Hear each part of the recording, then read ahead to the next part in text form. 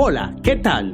Nuevamente estamos acá llevándoles un nuevo capítulo de su programa Paradoja Educativa. Yo soy el profe Elías Sepúlveda y el día de hoy contaremos con los aportes del profesor Carlos Mario Carmona. En esta oportunidad hablaremos de la importancia de pasar los conocimientos matemáticos por 3 fases o etapas: lo concreto, lo pictórico y lo simbólico. Así es, queridos oyentes, hoy vamos a recordar que el conocimiento matemático, al menos en la básica primaria, debe pasar por 3 formas de representación y no por una única forma, como usualmente se ha hecho en el aula. Antes de continuar, agradecemos al compañero tutor Eusin Yesid Vivas de la Institución Educativa San Francisco del municipio San Francisco por sus aportes a este podcast. Evaluación. Didáctica. Nuevas tendencias pedagógicas. Adaptación al cambio. Esto es Paradoja Educativa. Un programa para analizar, debatir y proponer formas del ser y el hacer en educación. Acompáñanos. Muy bien, Mario. Dices que para que un estudiante realmente se apropie y comprenda un concepto matemático, este debe abordarse primero desde lo concreto, luego desde lo pictórico y finalmente desde lo simbólico. ¿De qué trata esto? Efectivamente, Elías. En primer lugar, antes de escribir algo en el tablero o en el cuaderno, el estudiante debe manipular, debe tocar, sentir, palpar y observar objetos concretos.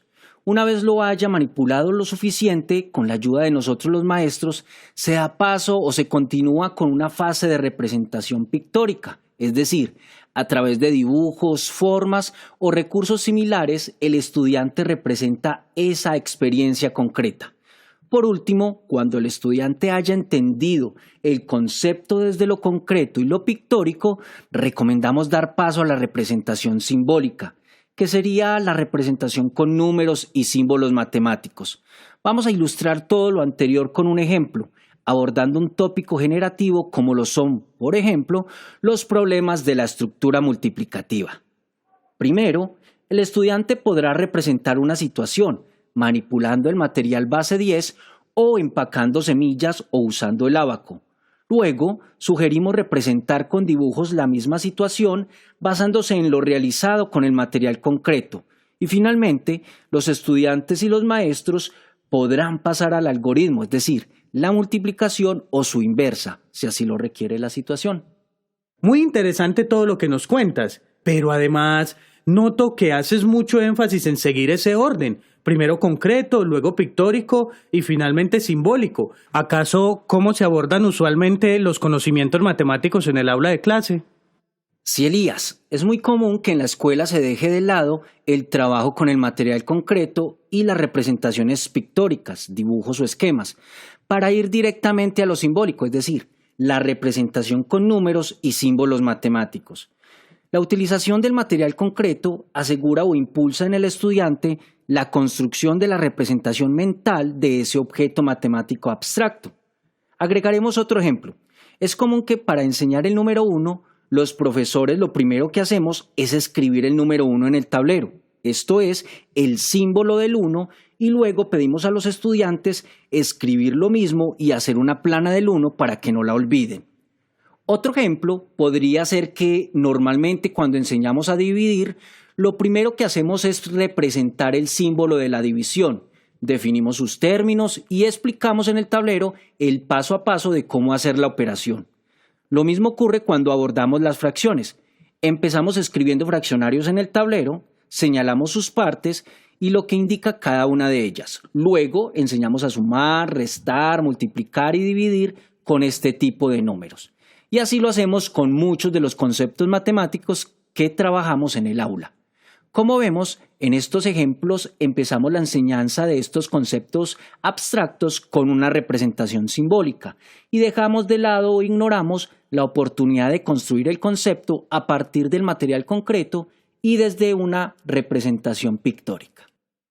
Hace un momento nos presentaste un ejemplo que hace parte del pensamiento numérico. Supongo que estas fases se aplican no solo a este pensamiento, sino a los demás pensamientos que se plantean para la enseñanza de las matemáticas. Indudablemente, la representación del conocimiento, primero desde lo concreto, luego desde lo pictórico y finalmente desde lo simbólico, sugerimos hacerlo desde los 5 pensamientos matemáticos que se exponen en los documentos de referencia educativa a nivel nacional. Para dar continuidad al tópico de los problemas de la estructura multiplicativa, al trabajar, por ejemplo, los conceptos de área y perímetro, podríamos en el pensamiento métrico utilizar inicialmente juegos como el tangram o el pentominó para cubrir diferentes superficies y hacer algunas comparaciones. Seguido, los estudiantes podrán representar a través de tablas, dibujos y gráficos lo que han realizado con el material concreto. Y finalmente, la representación simbólica adquiere mayor sentido. Este mismo ejemplo puede anclarse al pensamiento espacial, utilizando dichas nociones métricas, área y perímetro, para el estudio de lo que cambia y se mantiene en las formas geométricas bajo distintas transformaciones. Un concepto específico sería la independencia de las medidas del área y el perímetro. El tangram es un instrumento que jugando ilustra perfectamente tal independencia. Por su parte, el pensamiento variacional, anclado a la estructura multiplicativa, podría retomar algunos problemas de proporcionalidad, donde los estudiantes experimenten y establezcan relaciones entre lapiceros y tinta, arroz y precio, arepas y paquetes, tamaños de baldosas y superficies que recubren, líquido y botellas, pero para ser aún más explícitos y acercarse a los primeros grados de escolaridad, pueden utilizarse bloques lógicos para formar secuencias numéricas y geométricas, palitos, piedras, semillas y otros objetos del medio que promuevan la formulación de otras tantas secuencias seguidas de distintas representaciones, palabras, dibujos, números y terminar con el uso formal de los símbolos. El pensamiento aleatorio se convierte en un insumo necesario para la fase de representación pictórica, pues este es rico en formas de representar diferentes datos. Sin embargo, los experimentos pueden hacer parte de la fase de lo concreto. La forma de registrar los datos observados corresponde a la segunda fase, pictórico, y por último, se da paso a la realización de interpretaciones, justificaciones y predicciones utilizando el lenguaje simbólico. De acuerdo a lo que hemos conversado hasta el momento, ¿qué podemos concluir entonces? Elías, en primer lugar, es necesario reflexionar sobre nuestras propias prácticas, tomar distancia para ver los aciertos, pero también lo que podemos potenciar. Es posible que solo algunas veces le demos privilegio a las 3 fases, concreto, pictórico y simbólico. De ahí que reflexionar sobre lo que hacemos permite darnos cuenta de ello y transformarlo, sin esperar que una persona externa nos lo diga.